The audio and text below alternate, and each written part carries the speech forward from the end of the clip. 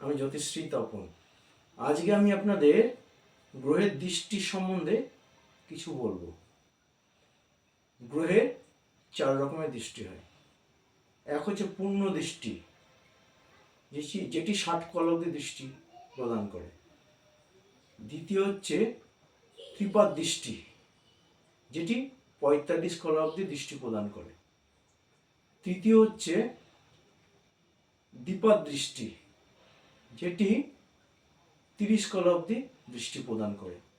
এবং চতুর্থ হচ্ছে একপাদ দৃষ্টি, যেটি 15 কল অবধি দৃষ্টি প্রদান করে। তাহলে দৃষ্টি 4 রকমের হয়। তা শুক্রের যেমন সপ্তমে পূর্ণ দৃষ্টি প্রদান করে, বুধ সপ্তমে পূর্ণ দৃষ্টি প্রদান করে, চন্দ্র সপ্তমে পূর্ণ দৃষ্টি প্রদান করে এবং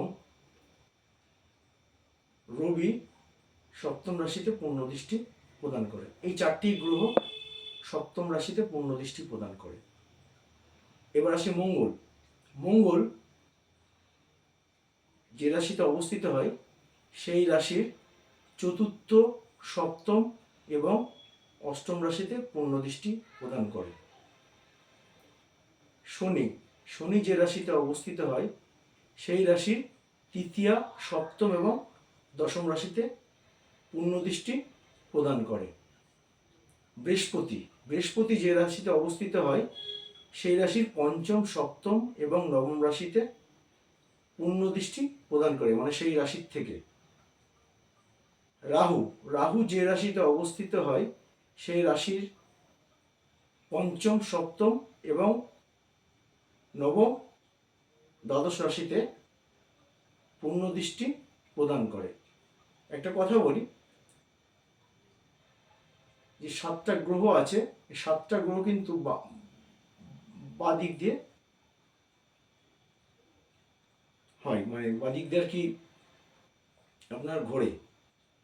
আর রাহু সে ঘড়ির যেদিকে কাটা ঘোরে সেদিকে, অর্থাৎ দক্ষিণ গর্তে ঘোরে। এই হচ্ছে গ্রহের যে দৃষ্টি বিনিময়ের কথা বললাম আমি, এইগুলো এইভাবে হয়। এইবার আমি আপনাদের লগ্নে কোন কোন নক্ষত্র থাকলে সেই লগ্নে জাতক বা জাতিকা কি ধরনের হতে পারে, মানে কিরম চরিত্রের হতে পারে, এটি আমি আপনাদের আগামী ভিডিওতে বলবো। যদি ভিডিওটি আপনাদের ভালো লেগে থাকে তাহলে আপনারা আমাকে আশীর্বাদ করবেন এবং আমার পাশে থাকবেন। আজকের মতো এই পর্যন্ত। নমস্কার।